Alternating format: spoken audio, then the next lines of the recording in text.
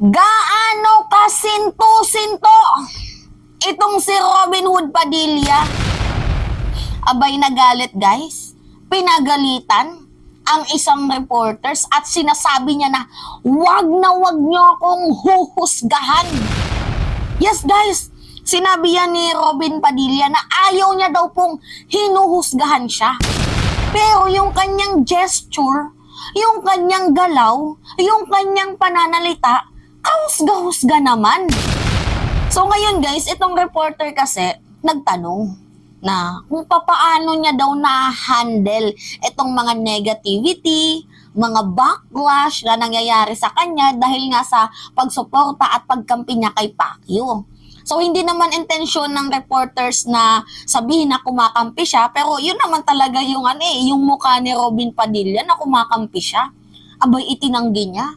Hinuhusgahan mo ko? Abay, pambihira naman, gumaganon pa siya. Parehas pa naman tayo ng bigote, tapos hinuhusgahan mo ko? Demokrasya to! Yan yung sabi ni Robin Padilla. Anyway, para hindi na ako mag-action dito, panoodin lang muna natin tong video ni Robin Padilla. To, panoodin nyo ah. Mukhang mali ata ako nang na-play na video. Tingnan nyo, dyan pa lang diba, kahusga-husga na. Ang inang yun. Siya lang yun, guys siya lang yung nakita kong senador na parang timang, yung gagano no. Sa gitna ng press conference. Nahilo ko dun. Eto, panoodin nyo guys. Sir, last na lang, sundot lang. Paano yung tinatanggap yung mga backlash, yung mga negative comments sa inyo sa social media dahil siyempre yung pagkampi nyo kay Pastor Kibuloy na controversial, hindi naman lahat ng milyong Pilipino ay naniniwala na siya ay inosente. Oo, pero masyado namang diretsahan yung kumampi. Hindi man ako kumampi, tol. Ito naman, oh. Masyado naman panghuhusga yan. Isa ka dun, eh. Oo. Rinig nyo? Masyado namang panghusga yan eh. Isa ka dun eh. Eh yun naman kasi yung mukha. Robin. Diba sasabihin mo hindi ka kumakampi pero isa ka sa mga nangangalap ng boto para hindi matuloy ang pagpapasight and contempt para magkaroon na ng warrant of arrest itong si Pacquiao. Sabi mo, demokrasya. Ito ha, panoodin nyo guys. Oo. Masyado mo akong hinusgahan. Ang tawag dyan, demokrasya. Yan. Diba sabi niya? Demokrasya. Kung demokrasya po ito, number 1 senator, bakit hindi mo na lang nahayaan sa malayang pagboto itong miyembro ng Committee on Women's, Children, Family Relation, and Gender Equality kung ipapasight and contempt nila or hindi si Pacquiao? Ikaw nangangalap ka ng boto eh. Ano yung sabi mo? Hindi ako titigil hanggat hindi ko nabubuo yung 8 boto na yan. Meron na akong 5. Gumaganon ka pa. Tapos sasabihin mo, demokrasya. Ang demokrasya po, may kalayaan. Ikaw, namimilit ka. Tapos sasabihin mo na wag mo akong huhusgahan. Ayaw ko na hinuhusgahan ako. Eh yung movement mo, kahusga-husga naman. Gigigil ako ha. Gigigil ako. Bilib na bilib pa naman ako sa balbas mo. Ikaw talaga, akala ko naman kaisa kita. Tingnan nyo guys. Bilib na bilib pa naman ako sa balbas mo. Tingnan nyo yung kabubuhan na yan. Sa physical appearance na bilib si Robin, pero sa utak hindi. Sana yung utak ginuglutatayon din, no? Para mayroong improvement.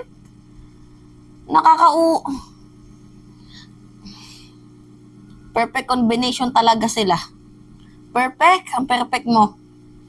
Hindi, ano yan? Democracy. Democracy. Meron akong mga, katulad nung kinausap ko si Ma'am Risa. Meron tayong mga personal na dahilan, pare. Pare. Tol. Pare. Ano pa ba? Ano yan? Drama. Acting. na para tawagin mo na tol. Pare, nasan yung respeto doon? Tapos ngayon, galit na galit ka? Kung ikaw ay hinuhusgahan, husga naman kasi yung gesture mo. Kabugo ni mo, oy. Tingnan nyo, ah. Haha! Kaluko talaga sini. Pag sinabi ko sa public, kasi lagi sinasabi ng publiko, hindi man lang niya sinabi kung ano yung dahilan niya. Basta, basta sinalungat niya yung sinabi na, yung contempt. May mga bagay kasi na pinag-usapan namin ni Ma'am Risa na para sa akin, yun ang sinabi sa akin ng imam ko eh. Naging un-Islamic ako nung first hearing. Kasi hindi ko nasabi sa kanya na ang posisyon ko ito. Bigla lang ako nagsalita. Kaya nung pangalawang hearing, humingi ako ng 1 minutong suspension. Nagpaalam ako sa kanya na ito ang posisyon ko. Personal ko to. Ito ang aking paniniwala. Buong paggalang sa'yo.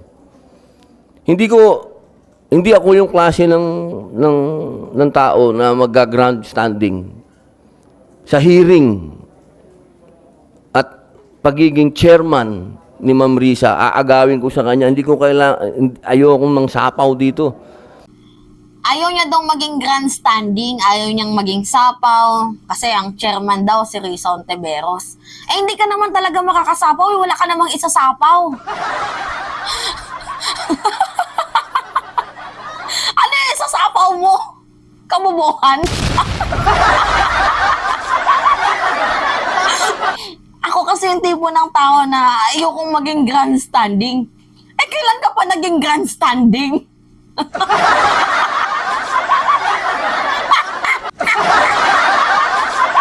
Hindi ka seryoso. Putang ina.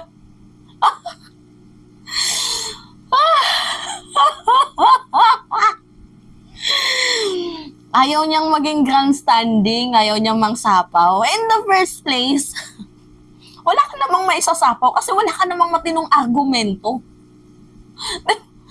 Pumunta ka doon kahit hindi naman kailangan ng opinion mo na ayaw mo na ipa-cite and contempt kasi pwede ka namang pumirma na lang, silent ka na lang, 'di ba? Kagaya ng ibang mga senador. Tapos ikaw, binroadcast mo pa? Matino ba 'yun? Tapos sasabihin mo na dapat kung ikaw ay biktima, pakita mo yung buong pagmumukha mo. Dapat sana sinabihan mo si Kibuloy kung siya yung inaakusahan, magpakita siya sa Senado. Gigil ako, ah. Grandstanding? Kailan ka pa naging grandstanding? Bugo ka. Patuloy. Kapag ka meron ng tinatanong kayo sa aking media tungkol sa ibang committee, ang lagi kong sinasabi, teka, hindi ako spokesman ng committee na yan. Nakakahiya doon sa chairman. Nakakaya sa chairman kasi wala ka naman talagang alam. That's it. Basic and simple. Kasi ayokong mang-agaw. Hindi ko naging ugali yun. Ngayon, kung ang tao, sinasabi mo na kinakampihan na, mabihira naman yung kinakampihan. Demokrasya, tol. Meron akong sariling dahilan eh. Ang sarili kong dahilan para sa akin, nagiging biktima si pastor kasi nilabanan niya yung NPA. Yun ang sarili kong wala tayo, hindi deserve para sa mga mata ko ng isang tao ang tingin ko bayani sa pakikipaglaban niya sa komunista na naging kasama ko. Ganitong klase, papayagan ko, maiskandalo. Teka muna. Ang galing niya mag-divert, no? Yung issue dito, Robin, for your information, tingnan mo, dyan pa lang hindi ka na mag-grandstanding. Kabugo talaga, guys. Pasensya na, ha? Pero that is the reality. Sino ba naman yung kasama sa bumuto dito kay Robin Padilla? Anyway, di ba sabi niya na ako'y sumasaludo, humahanga kay Kibuloy sa pakikipaglaban sa mga komunista, mga NPA, yan yung mga sinasabi niya. Yung issue dito, yung allegation about sa human rights abusers. Yung allegation dito sa mga rape cases. Sana pwedeng makarating yung pitik na to doon, no? Nakakainis. Naiinis talaga ako, guys. Yung issue dito nga, yung human rights violation na nilabag ni Pacquiao, allegedly. Yun yung nirereklamo ng mga biktima tapos nagda-divert ka sa pakikipaglaban sa mga komunista. Na kaya siya ginaganyan because nakipaglaban siya sa mga komunista. Ay, gago ka ba? Hindi yan yung issue dito kung bakit siya pinapatawag doon sa committee. Doon sa Senado. Yung issue dito, yung mga allegedly rape, child abuse, trafficking abuse, human rights abuse. Ang sarap nitong litikin. Hindi ka talagang mag-grandstanding kay bugo ka. Nasaan ang utang na loob natin sa serbisyo ng taong ito na inalay niya sa paglaban sa komunista? Yun ang personal kong dahilan. Hindi ito usapin ng pagkakaibigan. Kasama ko tong taong ito. Noong lahat ay tahimik na lumaban, lumaban yan. Para sa akin, deserve niya yun. Deserve niya ang aking suporta na mapunta siya sa korte, sa judiciary. Yun. Hindi ako naniniwala na in aid of legislation, makakagawa tayo ng mga bill ngayon na maapektuhan ang kingdom. Religion yan. Yun, pare ko. Sana naintindihan mo na to. Bihira, kampi-kampi naman to. Diba? Kabastos magsalita, no? Ang bihira naman to, kampi-kampi naman, no? Kung si Digong pa magsalita niyan, syempre acceptable. May utak naman si Digong kahit papaano.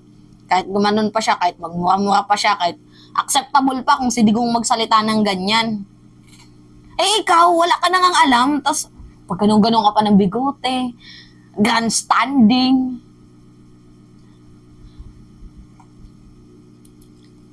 Ano bang nangyayari sa bayang ito? Lord, patawarin mo ako na nanlalait ako ng kapwa ko. Hindi ko to sinasadya, pero yan kasi yung totoo eh. Sumasakit man yung ulo ko ngayon dahil sa kabubuhan ni Robin Padilla. Wala. Niluklok to ng taong bayan. Anyway, going back sa topic na sinasabi niya na hindi niya daw kinakampiyan si Kibuloy. Ano to? Panood natin nga. Ano to kung hindi mo kinakampiyan si Pacquiao? Kaya ako, hindi ako titigil na makumbinsi yung iba pa. Halimbawa, si Ma'am Pia. Ma'am Pia, ang di pa nakapirma, si Senator Mark Villar, yan. Magpapaliwanag tayo sa kanila. Yan yung sabi niya. Magpapaliwanag daw tayo sa kanila. So, yung sinasabi mo na hindi ka kakampi, ano yan? Ha? Ito pa guys, hindi daw siya kumakampi, pero panoodin nyo. Mas mabigat nga yung akin hindi lang basta kaibigan Hindi ko lang siya basta kaibigan. Kasi pag sinabi, kaibigan ko, kaya tunod, sinungaling ako. Hindi ko basta kaibigan yan, comrade ko yan, comrade. Naniniwala kami sa isang prinsipyo. Mas mabigat yun, hindi naman kami magka-religion ni pastor.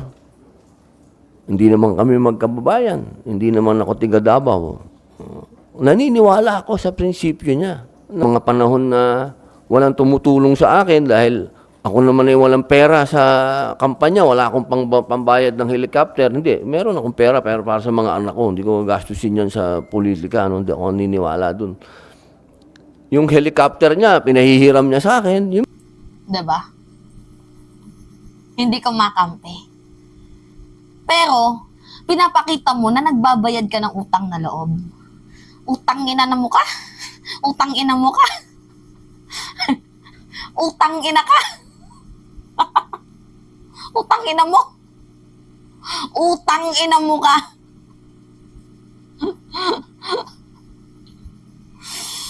Ah...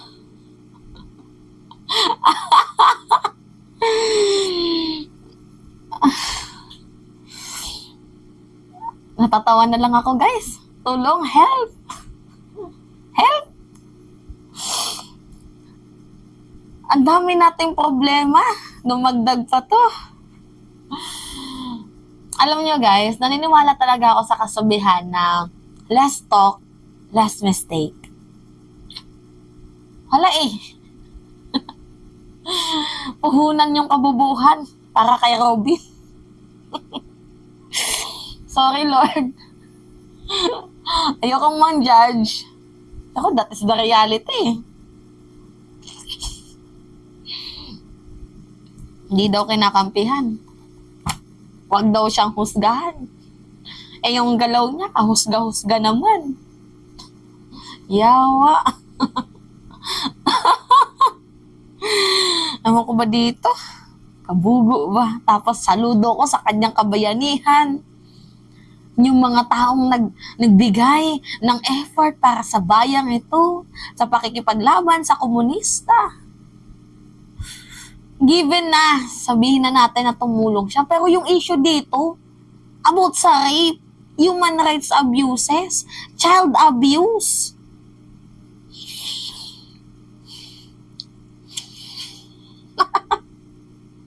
Bala ka, Robin. Bala ka, ewan ko sa'yo. Sige, sa mga vlogger dyan, kayo na bahala. Ayoko na. Ayoko na. Help! Kailan kaya ito titino, no? Siguro pag maging puti yung uwak, saka ito ata titino. Anyway, yun lamang ho, guys. At it's me again. Si Mima Alicia Nyot, nagbabalik ulit para sa ating panibagong video.